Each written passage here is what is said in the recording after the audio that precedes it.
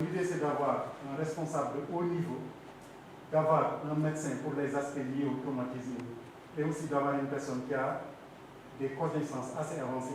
Nous sommes réunis ici donc à Saly pour 3 jours, donc du 13 au 15 juin 2022, justement pour former une partie de notre personnel cadre sur la thématique de ce qui est la finance éthique.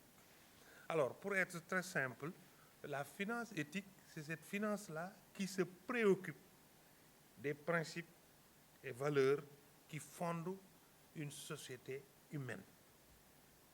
Principes et valeurs.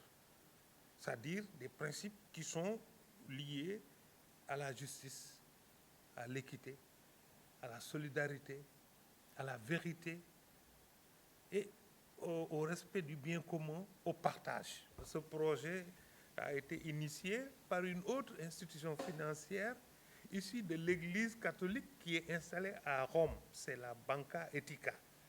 Déjà, rien que son nom, Banca Etica, c'est je crois, italien, mais je traduirais banque éthique. Donc, c'est cette banque-là qui est au service donc, du Vatican, qui est au service de l'Église, et basée à Rome, qui a initié donc, ce programme pour le partager avec les institutions financières africaines à travers la Caritas Afrique et la Caritas Sénégal. Donc, il n'y a aucun risque de dérive possible. Au contraire, c'est un plus qui est apporté parce que nous n'étions pas tout à fait parfaits dans tous les domaines liés à la finance éthique. Et justement, ce matin, en tout cas pour la session à laquelle j'ai pu assister, il y a des informations nouvelles qui ne sont pas totalement traitées chez nous. Par exemple, la protection des enfants, la protection des personnes vulnérables. Autour de ces points-là, M. Seck, notre consultant maison et formateur, est revenu largement là-dessus. Et ça, je pense qu'à la fin de cette formation, il y aura une belle capitalisation qui va nous permettre de démultiplier aussi au profit des personnels qui sont en contact direct avec les femmes, surtout avec qui nous travaillons. L'impact est à plusieurs niveaux parce que déjà, il faut dire que Cori Microfinance, en tant qu'institution de l'Église catholique, s'était déjà inscrit dans le concept de gestion de performance sociale. Ça veut dire que dans notre action de tous les jours, on doit tout faire pour ne pas faire mal à l'humain. Donc en partant un peu des principes de la doctrine sociale de l'Église. Et là maintenant, avec le concept de finance éthique, cette formation que nous allons avoir, ça va nous permettre aujourd'hui encore de réinterroger nos process, d'intégrer un peu dans nos manuels de formation, nos manuels de formation intégration de nos nouveaux agents, un peu tous ces processus qui peuvent leur permettre vraiment de faire attention à la clientèle. Donc d'intégrer un peu le respect de la dignité humaine, mais aussi le respect des enfants et des adultes vulnérables. Intégrer ces concepts-là, donc partir de la déontologie, donc évoluer vers les valeurs et aller vers la finance éthique. C'est une thématique qui est nouvelle à nous, mais qui est en parfaite relation avec la gestion de la performance sociale, qui depuis plusieurs années, Cori l'applique. Alors du coup, à la sortie de cette formation, les différentes responsables d'agences qui sont là vont élaborer un plan d'action qui sera quand même suivi. Et à partir du plan d'action, il y aura quand même une duplication d'abord au niveau des agences et à la suite les agents de crédit qui sont en parfaite collaboration, relation directe avec nos clients externes vont dérouler aussi une démultiplication donc, au niveau de la base afin que nos clients aussi puissent maîtriser les principes de la finance éthique. En tout cas, notre institution Cori est très à l'aise. D'abord, quand je parle de clientèle interne, tout à l'heure je parle de clientèle externe, c'est-à-dire au sein de nos instances de décision interne. Si vous prenez au niveau de la direction générale, nous avons 5 directions.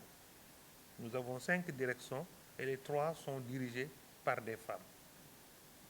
Au niveau des agences, nous avons 10 agences et nous avons 5 femmes et 5 hommes. Donc parité parfaite. Au niveau, si vous descendez plus bas, au niveau des agents de crédit aussi, il y a une bonne représentation au niveau des femmes. Et dans notre conseil d'administration aussi, la présidente nationale des femmes bénéficiaires de CORI, qui représente plus de 100 000 femmes, elle est membre du conseil d'administration de notre institution. Mais quand on va maintenant sur la clientèle externe, aujourd'hui, nous avons plus de 92%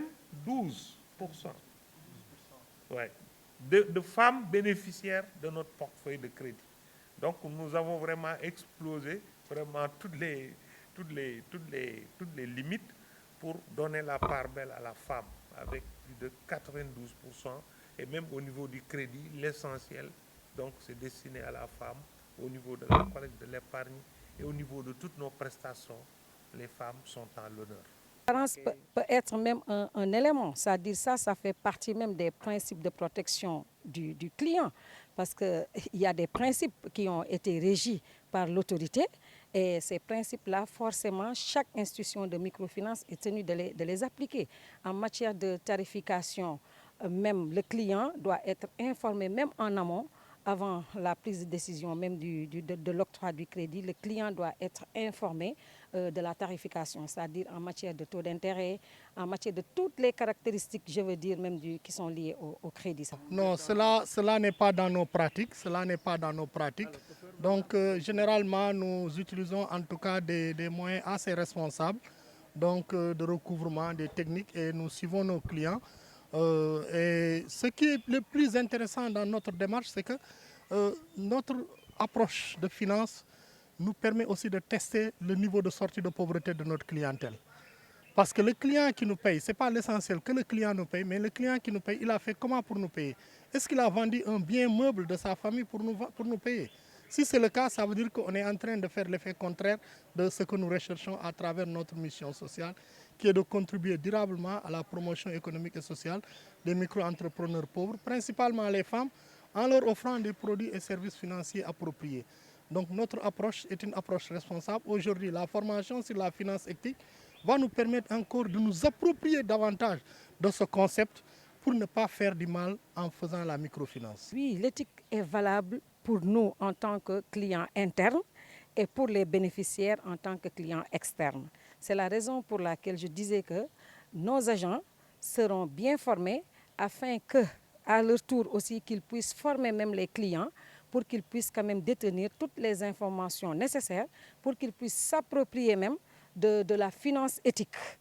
Alors c'est une obligation, c'est-à-dire que CORI c'est fixé, c'est une obligation. Après cette formation, l'éthique sera une partie quand même intégrante dans tout notre processus quand même de crédit. Au début, je vous assure que nous n'étions pas à l'aise de faire de la communication, compte tenu, vous l'avez vu, de la tradition au sein de l'Église de ne pas trop communiquer sur des actions. Mais avec l'évolution actuelle, je crois que les autorités de l'Église nous ont plus ou moins, en tout cas, indiqué le chemin. Et en disant qu'il y a énormément de bonnes choses que nous sommes en train de faire. Et si on ne communique pas, il y a d'autres qui vont capitaliser, qui vont s'accaparer même des résultats de nos actions. Et cela, ce n'est pas bon. Et depuis, moi j'ai été invité il y a 2-3 jours à la conférence épiscopale au niveau de Cap des Biches. Et je crois que le problème de la communication même est revenu dans les discussions. Donc on va essayer de communiquer plus, mais de communiquer mieux pour faire connaître un peu les actions si utiles que nous sommes en train de faire pour le Sénégal et pour les populations du Sénégal.